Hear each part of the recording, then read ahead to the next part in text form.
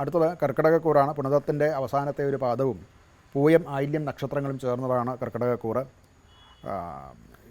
അഷ്ടമസ്ഥാനത്ത് ഈ ചതുർഗ്രഹ യോഗവും ഒക്കെ വരുന്നു എന്നുള്ളത് കൊണ്ട് പല തരത്തിലുള്ള മനോവ്യഥകൾ അവർക്കുണ്ടാകും.